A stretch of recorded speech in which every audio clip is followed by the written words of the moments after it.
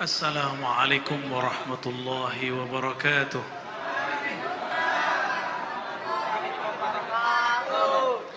Alhamdulillahilladzi ja'alana min ummati sayyidina Muhammad sallallahu alaihi wasallam.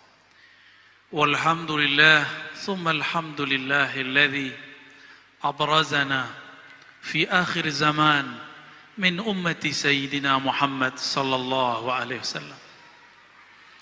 Ashhadu an la ilaha illallah wa ashhadu anna Muhammadan abduhu wa rasuluh. Allahumma salli wa sallim wa barik alaihi. Assalatu wassalamu alayka ya sayyidana ya Rasulullah. Assalatu wassalamu alayka ya abal arwah. Assalatu wassalamu alayka ya sayyidal awwalin ya sayyidal akhirin ya sayyidal anbiya'i wal mursalin. Salamullah alaikum warahmatuhu wabarakatuh. Jamaah, para pecinta Allah, perindu Rasulullah sallallahu alaihi wasallam. Meskipun dari tadi kita sudah baca salawat-salawat kepada baginda Rasul sallallahu alaihi wasallam, kita juga sedang dengarkan ayat tentang hakikat Rasulullah sallallahu alaihi wasallam. Mari kita kirimkan mahar kerinduan surat Al-Fatihah, kita kirimkan kepada baginda Nabi Muhammad sallallahu alaihi wasallam, para guru-guru kita, masyayikh kita, imam yang mengarang kitab ini, Al-Habib Al-Allamah Ad-Daya Umar bin Muhammad bin Salim bin Hafiz. Begitu juga pengarang-pengarang kitab yang lain, Diaul Lami, Daiba, Al-Barzanji, kepada yang pertama kali menghidupkan Maulid Nabi, As-Sultan Al-Muzaffar Abu Sa'id Al-Kaukabari, kepada iparnya Salahuddin Al-Ayubi, merekalah yang menghidupkan majlis ini. Untuk mereka kita kirimkan mahar kerinduan, tanda terima kasih. Al-Fatihah. A'udzubillahi minasyaitonir rajim. Bismillah. Maliki yaumiddin. Iyyaka na'budu wa iyyaka nasta'in. Shiratal ladzina an'amta 'alaihim ghairil maghdubi 'alaihim waladdallin. Semoga berkah bacaan Al-Fatihah, surat pembuka, Allah buka hati pikiran kita. Allah buka ruh kita yang selama ini terpenjara oleh nafsiyah, kedirian, keegoan kita. Amin ya rabbal alamin. Bagaimana cara menumbuhkan rindu? Kenalilah yang dirindui, cintailah ia, dengarkan kisah-kisahnya. Maka malam ini saya akan kisahkan sebagian dari kisah beliau.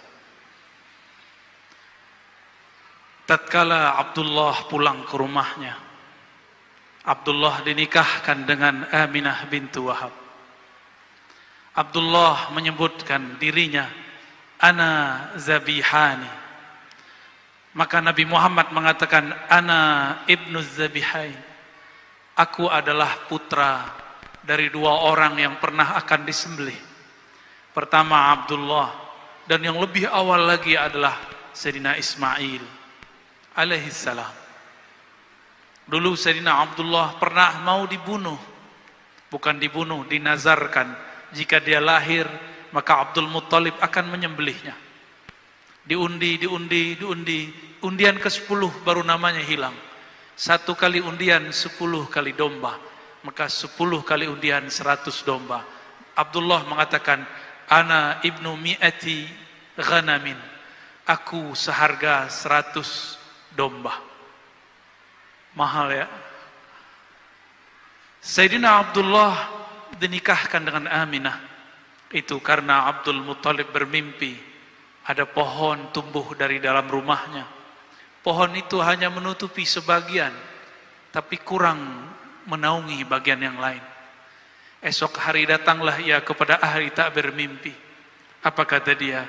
Wahai Tuan, takbirlah mimpiku. Maka sang pentakbir mimpi mengatakan, pohonmu artinya adalah dari nasabmu akan tumbuh, akan muncul seorang pemimpin di tanah Arab. Tapi kepemimpinannya tidak sempurna kecuali dia dikawinkan dengan pohon satu lagi. Maka kawinkanlah dia dengan keturunan Wahab. Pulang dicarilah oleh Abdul Muthalib. Apakah Wahab punya anak seorang putri? Ternyata beruntunglah putrinya adalah seorang yang sangat amanah, maka digelari, dinamai dengan Aminah. Abdullah hamba Allah menikah dengan Aminah, perempuan yang menjaga rahasia-rahasia. Menikahlah Abdullah, di dalam dirinya ada nur yang dulu ada dititipkan Allah kepada Nabi Adam, turun ke Nabi Syis, turun ke Nabi Idris, turun ke Nabi Nuh, turun ke Nabi Ibrahim, turun ke Nabi Ismail, turun kepada Bani Kinan, Bani Quraisy, terus Adnan, terus sampai kepada baginda Rasul. Dari Abdullah turunlah nur itu kepada Aminah. Aminah kemudian dipanggillah Abdullah. Ia mengatakan, wahai istriku tercinta, aku mohon izin untuk berdagang seperti sedia kala. Berangkatlah Abdullah, pergilah ia ke tanah Syam. Tapi sebelum pulang, sebelum sampai di rumah, umur tidak panjang, betapa malang Aminah, masih muda sudah menjadi janda. Bagaimana nasib perut yang sudah ada isinya? Di situ ada jabang bari yang nanti lahir tanpa ayah, yatim sebelum dia lahir. Namun Allah tidak pernah tidur, tidak pernah lupa. Yang dititipkan Allah ke dalam perut Sayyidah Aminah adalah kekasihnya. Maka Allah Subhanahu wa taala hampir setiap malam, setiap hari mengirimkan kabar gembira, mengirimkan makanan-makanan surgawi kepada Sayyidah Aminah. Hamillah Sayyidah Aminah. Pada minggu-minggu pertama ia hamil, datanglah Sayyidina Jibril menyeru dari langit, ya Aminah, yang engkau kandung adalah Sayyidul Alamin, yang engkau kandung adalah penghulu alam semesta. Meskipun engkau menjadi janda, tapi Allah Subhanahu wa taala akan menjagamu, karena yang di dalammu adalah kekasihnya. Esok hari datang lagi Mikail. Esok besoknya lagi datang lagi Adam. Datanglah nabi-nabi. Nabi-nabi yang utama sampai nabi-nabi yang tidak disebutkan namanya. Mereka semua mengatakan, wahai Aminah, janganlah bersedih. Yang engkau kandung adalah kekasih pemilik alam semesta. Maka Aminah tidak pernah merasa kesepian, meskipun suaminya tidak pernah pulang kecuali hanya namanya. Bayangkan jika ada di antara saudari-saudariku baru menikah, baru hamil, suaminya wafat. Malangnya nasib. Tapi Allah tidak pernah tidur. Allah hiburlah ibunda Rasulullah sallallahu alaihi wasallam. Jika dulu Sayyidatuna Maryam dikirimkan buah-buah surga, dijamin kedatangannya, maka yang di dalam perut Sayyidah Aminah lebih mulia daripada Sayyidina Isa yang dikandung Sayyidatuna Maryam. Tentulah penjagaan dan jaminan Allah lebih tinggi dan lebih besar kepadanya. Itulah yang membuat Sayyidah Aminah yakin hidupnya aman sentosa. Sejak saat itulah Aminah percaya di dalam perutnya ada seseorang yang dia akan menjadi nabi akhir zaman. Dialah makhluk pertama yang percaya di antara manusia bahwa yang akan dia lahirkan adalah seorang nabi. Belum lahir Nabi Muhammad, Aminah sudah beriman. Tidak seperti yang dikatakan oleh orang-orang yang buruk adab kepada baginda Rasul sallallahu alaihi wasallam yang mengatakan orang tua Nabi disiksa dalam neraka. Bagaimana adab dia kepada Rasulullah? Bagaimana dia nanti kalau ketemu Rasulullah, dia menyakiti Rasulullah dan mengatakan, "Hei Rasul, orang tua memasuk neraka." Rasulullah tidak akan menyapa orang ini. Maka adalah seorang ulama murid Imam Ghazali bernama Ibn al-Arabi al-Maliki al-Ma'afiri. Apa kata beliau? Siapapun yang mengatakan orang tua Nabi masuk neraka, mal'unun, terlaknat ia. Maka kita tidak akan berkata seperti kata-kata pelaknat. Berkembanglah janin, tapi Sayyidatuna Aminah tidak merasa beban di perutnya, karena beban itu telah ditanggung oleh Allah. Justru dia merasa hidupnya tambah terang, pikirannya tambah cerah. Bayangkan, siapakah di antara Ustadz, Kiai, Habib yang bermimpi ketemu Jibril? Adakah kita yang sudah baca kitab yang hafiz Quran bermimpi Mikail? Adakah di antara kita ketemu para nabi dalam tidur-tidurnya? Adakah di antara kita yang dihibur oleh malaikat-malaikat ketika dia bermenung? Tidak ada. Orang yang dianggap wali, dianggap habib sekalipun belum tentu mendapatkan kemuliaan ini. Itulah Aminah radhiyallahu taala anha, awwalu man amana bi nubuwwatihi qabla miladi. Orang pertama yang percaya kepada Nabi Muhammad sebelum dia lahir. Pendek cerita, sampailah 9 bulan. Allah pun menghadirkan 2 ruh mulia, Sayyidatuna Asiyah, yang dulu pernah beriman di bawah kezaliman Fir'aun, dan yang kedua Maryam, yang dulu pernah dikucilkan oleh orang-orang sukunya, Alu Imran. Mereka datang, ruhnya datang menyambut baginda Nabi Muhammad sallallahu alaihi wasallam. Apa kata Sayyidatuna Aminah? Ketika aku melahirkan Muhammad, ra'aitu nura. Aku melihat cahaya. Cahaya itu meliputi langit, meliputi bumi. Cahayanya membuat bergetar kekaisaran Romawi, membuat padam tuhan-tuhan Majusi, membuat roboh runtuh berhala-berhala Makkah. Cahaya di atas cahaya, bahkan matahari pun bergetar. Lahir sumber dari cahayanya baginda Nabi Muhammad sallallahu alaihi wasallam. Rembulan pun girang menangis, dia bergetar. Maka sang rembulan mengatakan, namaku Al-Badar adalah memindam namanya. Maka hari mengatakan, aku matahari pelita, itu adalah nama Muhammad sallallahu alaihi wasallam. Jika bulan mengatakan aku pantulan matahari, matahari mengatakan sumberku dari nur Muhammad sallallahu alaihi wasallam. Dialah Asy-Syams, dialah Al-Badr, tala'al badru alaina. Itulah yang kita baca dalam syair-syair. Tala'al badru alaina. Anta syamsun, anta badrun. Engkaulah syams. Syamsun artinya pelita matahari yang sebenarnya. Dialah sebenarnya Al-Badr, bulan purnama. Baginda Rasul lahir. Kemudian setelah 2 ruh suci ini kembali, diambillah oleh Suwaibah al-Aslamiyah, budak daripada Abu Lahab, paman Rasulullah sallallahu alaihi wasallam. Suwaibah karena Aminah masih lemas, Suwaibah menyusukan Rasulullah sallallahu alaihi wasallam. Suwaibah karena menyusukan Nabi, dia seorang budak, dia taruhlah anak itu, Aminah sadar, maka disusui oleh ibunya. Suwaibah pun pulang ke rumah tuannya Abu Lahab, mengabarkan, wahai tuan, keponakanmu, anak dari Abdullah telah lahir, Muhammad namanya. Abu Lahab merinding. Itu hari Isnin, hari Senin, hari yang tadi. Abu Lahab kemudian mengatakan, wahai Suwaibah, saksikanlah bahwa engkau merdeka hari ini. Kenapa ia dimerdekakan? Karena dia menyusui Nabi Muhammad sallallahu alaihi wasallam. Siapapun yang bersentuhan dengan Rasulullah, dengan zat Nabi Muhammad sallallahu alaihi wasallam, maka dia mulia.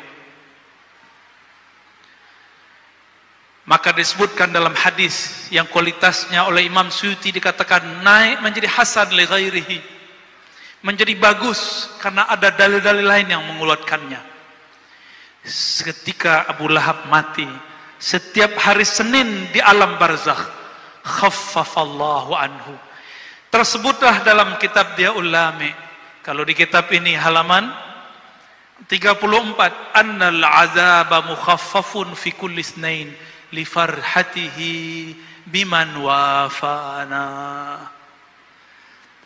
Abu Lahab diringankan siksaannya setiap yaumul isnain, setiap hari Senin, lifarhatihi, karena dia bahagia dengan kelahiran Nabi besar kita Muhammad sallallahu alaihi wasallam. Apa kata sahib kitab dia ulama? Haza ma'al kufri fa kaifa bi farhati man zi fuadim imtala imana. Ini diringankan azabnya karena dia bahagia sedangkan dia masih kafir. Bagaimana jika kolbu seseorang itu percaya kepada Nabi Muhammad sallallahu alaihi wasallam, maka dia diberkahi setiap saat darinya. Tidak hanya yaumul isnain, tapi setiap kali dia merayakan, dia berbahagia farhan kelahiran Nabi Muhammad sallallahu alaihi wasallam. Allah akan kurangi beban hidupnya. Allah akan pikul bersama-sama bebannya. Wa rafa'na laka dzikrak. Rasulullah telah diangkat ketinggian namanya, maka siapa yang meninggikannya ikut ditinggikan oleh Allah Subhanahu wa taala. Jamaah yang dimuliakan Allah, itu Abu Lahab diringankan Allah karena dia farhan, dia bahagia karena baginda Nabi Muhammad sallallahu alaihi wasallam lahir. Maka siapapun yang percaya kepada baginda Rasul sallallahu alaihi wasallam dan dia bahagia dengan kelahiran Nabi Muhammad sallallahu alaihi wasallam, falahu, bagi dia barakat, rahmat, keberkahan yang melimpah, rahmat-rahmat tiada bertepi. Suwaibah menyusui Rasulullah karena orang Arab Mekah saat itu punya tradisi menyusukan anaknya kepada selain mereka. Maka muncullah masa, adalah hari di saat orang-orang dari Bani Sa'diyah datang untuk menyusui orang Mekah. Sebanyak itu perempuan yang gemuk-gemuk, ibu-ibu yang baru melahirkan, tidak ada satupun yang minat Rasulullah SAW. Rasulullah SAW disodorkan ke ibu yang cantik, yang gemuk, kira-kira air susunya sangat banyak. Ternyata beliau tidak mau. Kenapa? Karena hampir semua perempuan yang berisi badannya, yang kenyal, yang sehat, itu ketika menyusui Rasulullah, dia susui anak si perempuan itu dahulu dengan kanannya, Rasulullah ke bagian kirinya. Rasulullah tidak mau meminum bagian kirinya. Berbeda dengan Halimah. Dia Halimah sangat santun dan sangat sopan. Ketika dia mau menyusui Sayyidina Muhammad, maka diletakkan anaknya sebelah kiri. Dia ambil Nabi Muhammad, maka sang Nabi kecil langsung mau menyusui. Perempuan yang sangat kurus malang. Dia punya ternak-ternaknya banyak yang mati. Dia punya ternak domba yang bisa mengeluarkan susu, tapi susunya tiada yang keluar. Tapi semenjak dia mendatangi Nabi Muhammad dibawa pulang. Semua ternaknya gemuk, semua air susu pun mengalir. Diangkatlah oleh Allah derajat Halimah yang tadinya fakir, miskin, menjadi keluarga yang penuh diberkahi. Tadinya mendapatkan bagian sedekah susu, sekarang dia membagi bagian susu ke tetangga-tetangganya. Kenapa? Di rumahnya ada bayi kecil, Sayyidul Alamin, Sayyidina Muhammad sallallahu alaihi wasallam. Halimah, dia orang yang miskin, tapi dia sabar. Rasulullah mengatakan, Allahumma ja'alni miskina. Ya Allah, Engkau kayakan aku, tapi jadikan styleku style orang miskin. Karena dulu yang menyusukanku seorang yang miskin. Sallallahu alaihi wasallam. Pendek cerita, umur beliau sudah sampai 7 tahun. Bermain-main dengan saudara susunya. Di suatu tempat, beliau badannya biasa, badannya kecil. Naik keledai bersama dengan saudaranya, anak Halimah Sa'diyah. Betapa lucunya Sayyidina Muhammad berdua dengan saudara susunya di atas keledai. Keledai itu lebih rendah daripada onta, lebih rendah juga daripada kuda, tapi juga lebih besar daripada bighal. Sedang sekali jika ada orang berjalan di atasnya, lucu, sangat menarik sekali. Sampai di tengah jalan, apa kata Sayyidina Muhammad kecil? wahai saudara susuku, aku kehausan, aku pengen makan dan minum. Jika engkau berkenan, jemputlah ke rumah ibumu, aku sungkan kepada ibumu. Maka pulanglah dia. Tapi ketika dia pulang, balik lagi. Ketika dia balik, dia melihat Nabi Muhammad SAW sedang dibelah dadanya oleh dua sosok bersayap, sangat besar, tapi wajahnya sangat indah. Kemudian si anak ini lari kepada ibunya. Wahai ibunda, kutila Muhammadun, kutila akhi Muhammadun. Saudaraku dibunuh oleh dua sosok yang tidak tahu dari mana. Halimah pun ketakutan. Wajahnya pucat, bulu romanya merinding.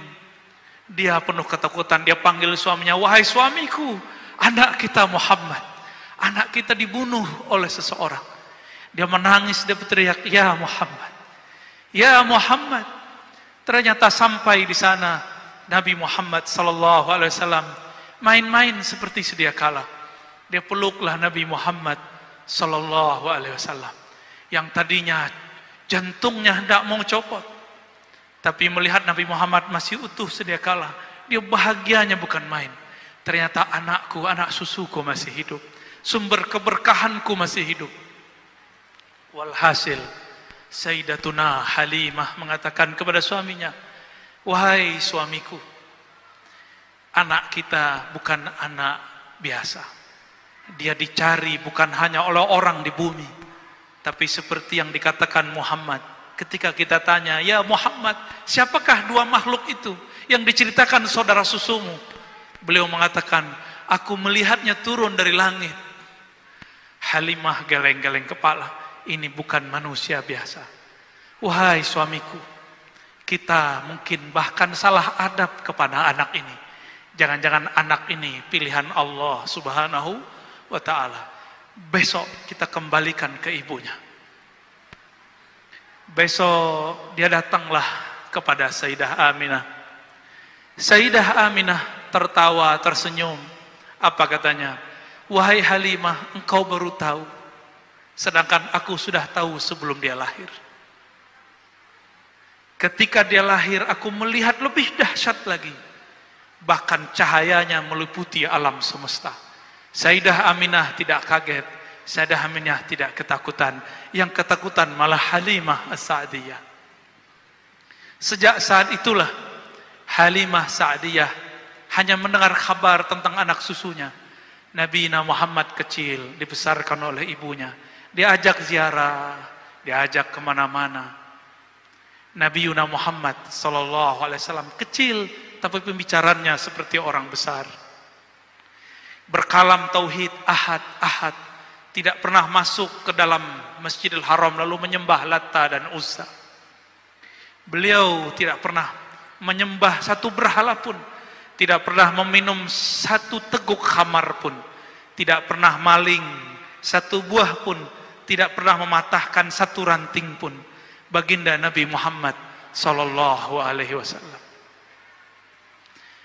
Ketika beliau mulai menjadi anak-anak, mulai remaja, beliau disuruh oleh kakeknya dan pamannya diberi tugas menjadi seorang pengembala domba. Pengembala domba itu harus punya sifat. Sifatnya sifat sabar, tiada batas. Harus rigid, harus tahu ada domba, ada kambing yang tidak ikut serta. Dan tidak boleh mengambil satu pun sampai lapor kepada tuannya. Nabi Muhammad belajar di situ amanah. Beliau belajar di situ bagaimana sabar. Jangankan manusia, domba pun beliau sangat sayang. Nabi Muhammad kecil kemudian berkembang jadi dewasa. Sebelum beliau berumur 20 tahun terjadi perang di antara orang-orang Arab. Nabi pun ikut berperang. Kemudian selesai perang, terjadilah rapat besar di Ka'bah. Orang-orang di Ka'bah, semua suku sepakat untuk merenovasi masjid pertama di alam semesta. Mereka runtuhkanlah Ka'bah, dibangunlah Ka'bah yang baru. Tapi ketika mereka hendak menaikkan Hajar Aswad, semuanya merasa berhak. Ada 4 suku, semuanya mengatakan, aku lebih tua. Yang satu lagi mengatakan, aku paling banyak memberi donasi. Yang lain mengatakan, aku, kami. Di saat seperti itu, datanglah Sayyidina Muhammad SAW menawarkan suatu penyelesaian masalah. Apa kata beliau? Wahai tuan-tuan, wahai paman-pamanku, kakek-kakekku, maukah kalian aku tunjukkan cara yang paling mudah, semuanya kebagian. Maka beliau turunkan ridaknya, ini namanya ridak selendang. Selendang ini dipegang satu sudut oleh satu suku, dan suku yang lain. Lalu Nabi Muhammad mengatakan, saksikanlah, izinkan aku mengangkat batunya. Lalu kalian taruh ke Ka'bah. Maka semuanya sepakat. Kenapa? Semua suku dapat kebagian. Itulah baginda Nabi Muhammad SAW bernama Fatanah. Seseorang yang bersosok cerdas. Sangat cerdas. Orang yang tadinya bertengkar, datang beliau selesai semua masalah. Suatu kali beliau diajak oleh Abu Talib, paman beliau. Wahai Muhammad anakku, kata Abu Talib, karena Abu Talib adalah abang kakanda daripada Abdullah. Ikutlah aku berdagang ke negeri Syam. Syam dulu dinamakan negeri Rum, negeri Romawi, Romawi Timur. Bahasanya bahasa Yunani, bahasa Romawi. 2 bahasa itu dipakai. Makanya ibu kotanya dalam bahasa Arab disebut Dimashq, dalam bahasa sana disebut Damaskus. Ada us menunjukkan bahasa asli sana. Diajaklah Nabi Muhammad SAW remaja untuk berangkat ke negeri Syam. Ternyata sebelum masuk ke pusat kota Damaskus, sudah ada rahib yang setiap hari melihat adakah kafilah yang membawa tanda-tanda kerasulan. Bertahun-tahun, puluhan tahun dia menunggu, karena dia membaca di kitab Injil bahwa sang Nabi akhir zaman jika melewati sesuatu tempat, pohon-pohon pun merunduk, hewan-hewan pun sujud, semua batu-batu mengucapkan salam. Assalamualaikum ya Rasulullah. Sampailah kemudian di suatu masa yang ditunggu-tunggu, tanpa dikira, tanpa direncanakan, si rahib yang bernama Bukhairah mendapatkan apa yang dia tunggu puluhan tahun. Ternyata ada kafilah di ujung sana, berasal dari negeri Mekah, membawa keajaiban.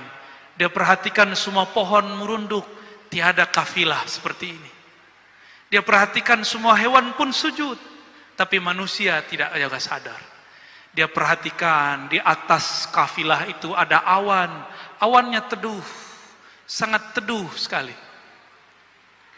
Langsunglah Bukhairah mengatakan kepada semua orang yang aktif, yang berkhidmat di kanisahnya, wahai anak-anakku, mari sambut makhluk akhir zaman. Siapkan makanan terzat, kita sambut dia dengan makanan paling nikmat. Sampailah saat itu, mendekatlah kafilah. Ternyata pemimpin kafilah adalah Abu Talib. Abu Talib pun disambut oleh rahib yang bernama Bukhairah. Diajak makan semuanya, tapi dilihat ke atas, kenapa awannya tiada? Bertanyalah Bukhairah sang rahib, wahai Tuan Abu Talib, adakah engkau menyisakan anggotamu di belakang? Apa kata Sayyiduna Abu Talib? Ada, masih bocah kecil, masih belajar-belajar berdagang. Gak penting bagimu, cukup aku berhadapan denganmu dan kawan-kawanku, saudara-saudaraku. Kata rahib, tidak, antarkan aku kepadanya, bawa makanan ternikmat. Maka Abu Talib pun menghantarkan. Bertemulah Bukhairah, bertemulah ia. Tidak sanggup dia menahan air matanya, dia peluk Muhammad kecil. Apa kata dia? Hadza sayyidul alamin. Ini adalah penghulu alam semesta. Abu Thalib pun bertanya, wahai Buhairah, apa-apaan engkau? Apa buktinya? Kenapa engkau mengatakan ponakanku ini, anakku ini adalah penghulu alam semesta? Apa kata Buhairah?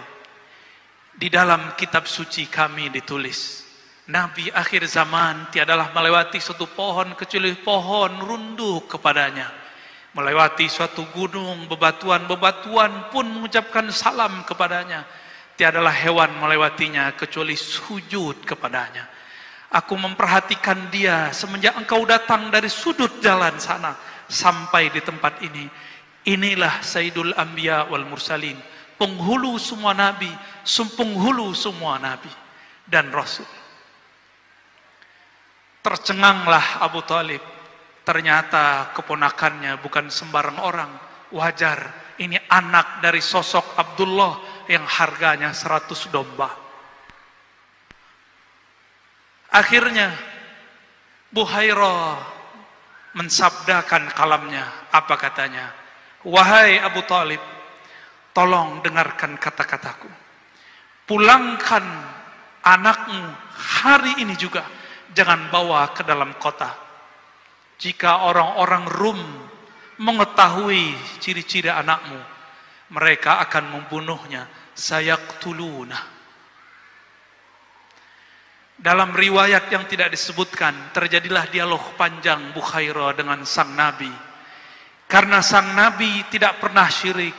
Sang Nabi selalu berkalam-kalam tauhid. Disitulah sempurnanya tauhid Buhairah. Disitulah dia sudah percaya kepada Nabi Muhammad sebelum beliau mendakwahkan kenabiannya. Itulah kesempurnaan Buhairah. Dia mendapatkan dua keutamaan. Iman ke Nabi Isa, iman ke Nabi Musa. Dia juga iman kepada Nabi akhir zaman. Setelah itu tidak disebutkan lagi kabar. Dikirimlah seseorang untuk mengantarkan Nabi Muhammad pulang. Nabi Muhammad pun kembali menjadi pengembala domba. Buhairah tidak dikabarkan kecuali dia wafat. Sempurna imannya. Dia berdoa, ya Rabb, hajatku telah sampai. Aku telah bertemu sang Nabi akhir zaman. Jemputlah aku, meninggallah ia. Ditutuplah kanisahnya. Sallallahu alaihi wasallam. Itulah Nabiuna Muhammad sallallahu alaihi wasallam. Ia jika ditemui oleh bebatuan, batu mengucapkan salam kepadanya. Salam itulah yang antum baca tadi. Ya Nabi, salam alaik. Salam itu dimasukkan ke dalam kitab yang berisikan madaih, maulid. Itulah yang kita baca. Kadang kita malu kepada pepohonan, malu kepada hewan-hewan, malu kepada bebatuan. Batu yang keras kenal Rasulullah. Betapa keras kolbu ini. Orang mahalul qiyam disebut assalamu alaika. Ya Nabi, salam alaika. Tapi hati ini tidak juga tersentuh, tidak juga merinding, tidak juga bergetar. Betapa bohongnya kita. Disebut namanya tidak bersolawat. Disebut kisahnya tidak merinding. Disebut sifat-sifatnya tidak merindu.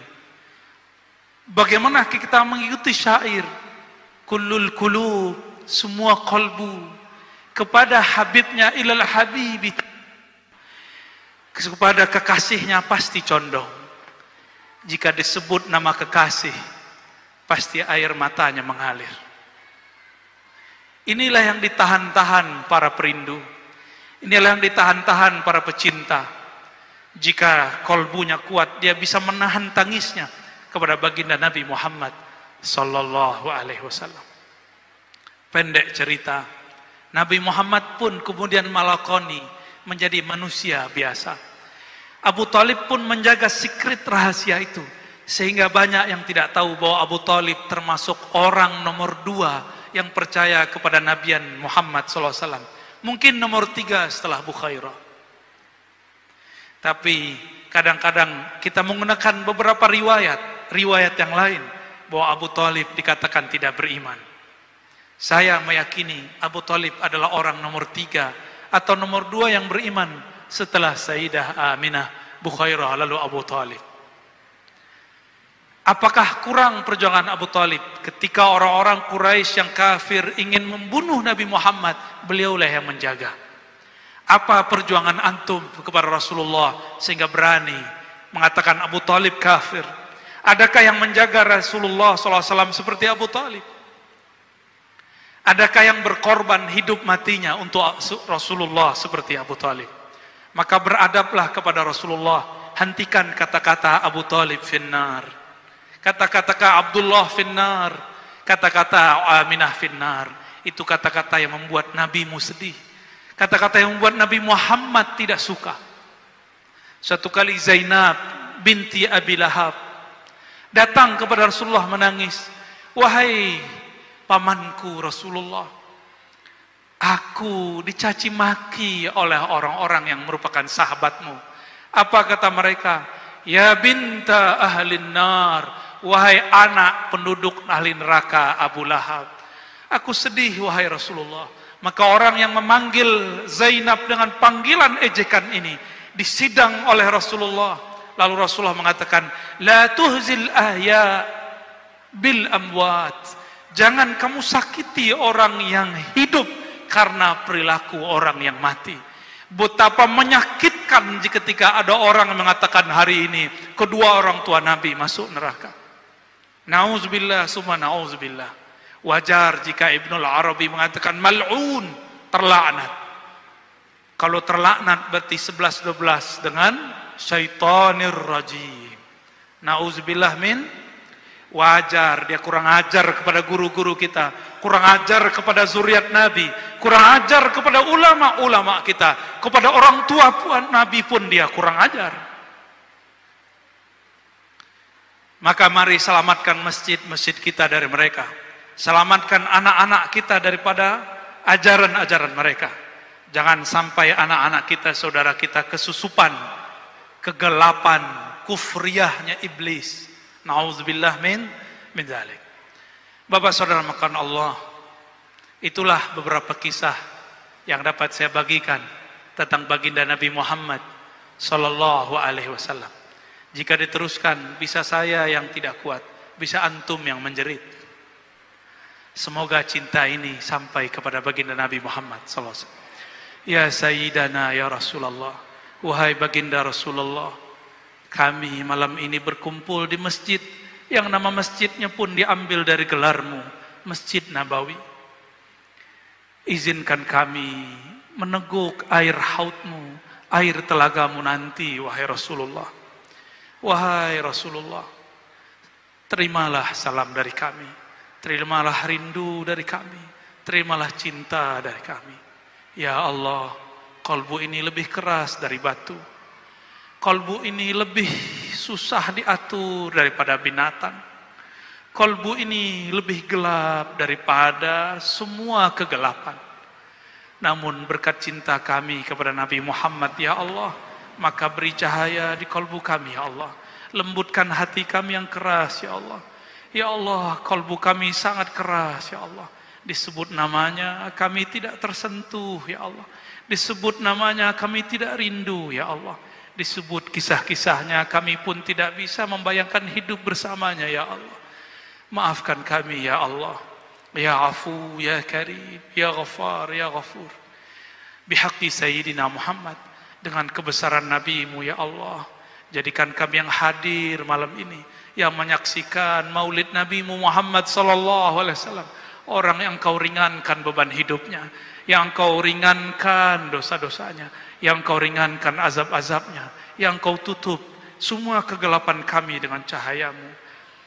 Berapa banyak pun dosa kami, ya Allah, namun jika rahmaniyahmu, kasih sayangmu melimpahi kami, semuanya akan melimpahi, semuanya akan menutupi kami, ya Rabb. Allah masturna bisitrikal jamil. Ya Allah yang maha indah, kami ini tidak indah, ya Allah. Amal kami sangat buruk, ya Allah. Batin kami sangat busuk, ya Allah.